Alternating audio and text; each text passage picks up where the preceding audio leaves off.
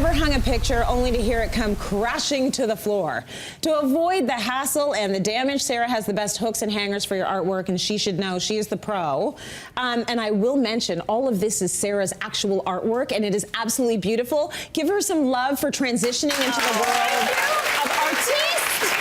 I'm so proud of you. Thank you. You've always been a good artist, but now you're actually, you know, out there selling your art, and I think that's amazing. So when it comes to creating that gallery wall, it is a tough situation. Everyone needs a Sarah in their life who will come over and do this for you, or at least will teach you how to do it. So show us all of the tips. Okay, there are lots of tips because I have made the mistakes before, so you can learn from my mistakes and my wins, but let's start with the hooks. Okay. So there's many different ways to attach art to your wall. You know, these are the typical hangers.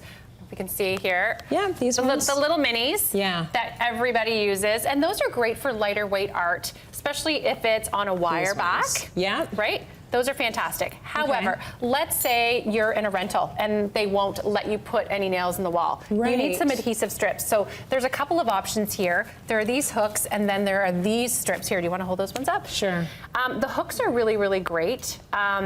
The thing I like about these and what you want to look for is the fact that most of the bulk is below the hook. Some of these you get, and the hook's way down here, and then you end up with this above the art, depending on where that wire is sitting on the frame, right? You don't want that. So yeah, you want to make sure there's very little height above those. The adhesive strips are really, really great if you have thicker frames. If you have really thin frames, those don't work very well because they're not going to hold on to enough to keep them on the wall. Oh, I see. Yeah, and you can get those in darker colors now too, which is great if you have darker frames so that you don't see them. Okay. Which is really good. If you have something really heavy, like a mirror or a really oversized piece of art, these are my go-to right here. They are up to 100 pounds. Ooh. They actually have 3 nails that go in them, and I've never had a problem with putting these on the wall and holding stuff that's really, really heavy. So those are my favorites. Okay. Now let's talk about hanging tools, because that's the hardest part, getting that art in position, level, especially if you're spacing out with other pieces, right? Yes. So I've got 4 here that I've tested at home. This is the Hang-O-Matic. Is that what it's called? Yes, it's the Hang-O-Matic. Right? Sounds like an infomercial. It does. It does. So what I love about this one is it's compact. It's really small. It's easy to use. So if you can see here, I'll turn it this way. It's got these 2 hooks on there. The black things, right? Yeah, exactly. Okay. Exactly. So one is stuck at one end, and you line it up with the center of the hook, and then the other one you line up with the other hook. Okay. And put the level in between, and then you're going to not turn it upside down like I did there. Right. And then you're going to just push that into the wall, and these little hooks are going to make dents where you need to put your nails. Got it. Right? Yeah. Easy. Yeah. A trick for that though is if you're using a hook like this or this, you're not putting the nails in the hole, you're putting the hook lined up with the hole. Right. And that's how the art's gonna be the right height. Okay. See what That's I mean? good to remember. And also the other thing is, don't just put one in the middle. No. That never works. It never works. Because the art is never going to be like steady. So you want to do 2. You want to do 2, but let's say your art only has one hook like this here. Now you could what? Well, you can do that, but you could do a couple of adhesive strips on the side just to kind of hold it in place. That's a good solution. Okay. Okay. So here's, I don't think I'm pronouncing this properly, but it's the Yumiwi, right? Yumiwi. Yeah.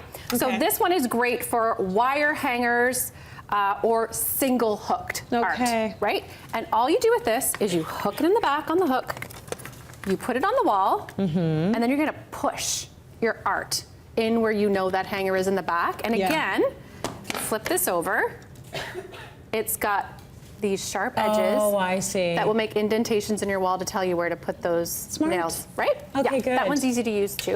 Lovely.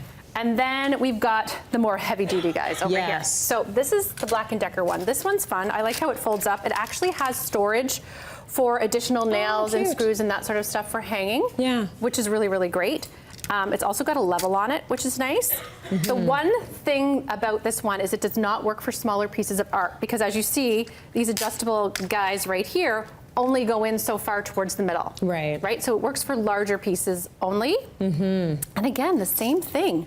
You line it up with the hooks, and then this is a 2-person job actually. So one person's holding this on the wall, right? While the other person, is pushing in on the art because you need kind of a heavier hand with heavier pieces. It's going to make an indentation. Right, and then you can see at the top here is the level. Okay. And that's how you're making sure that your art is actually going to be aligned perfectly on the wall. Excellent. Finally, there's this heavy duty guy here. This is the bad boy. This one's really great for larger pieces as well. You line it across the top. You can get all of these on Amazon, by the way. This is where I got them all. You line these up with the hooks. Is this also a two-person? This one is not a two-person. You can do this yourself? Well, okay, no, you know what? If you want to save yourself a hassle, this is better with two people, because what you do is you're aligning the hooks on here, you're tightening it, and then once you figure out where you want your art on the wall, I'm brushing here because it's TV, everybody, and watching me turn things is not the most exciting television. You turn it around, and then you hold it on the wall, where you want your hooks, and then you push here and here, and again, it leaves those indentations for you, along with a level here, just to make sure that you have it at the right height. Excellent. Yeah. That is really good. Okay, so there's all those tools. We're gonna put them on their website. I would also like to put the name of your art studio on our website so people can find your beautiful pieces. All right, it's called? Mint House Studio. Mint House Studio.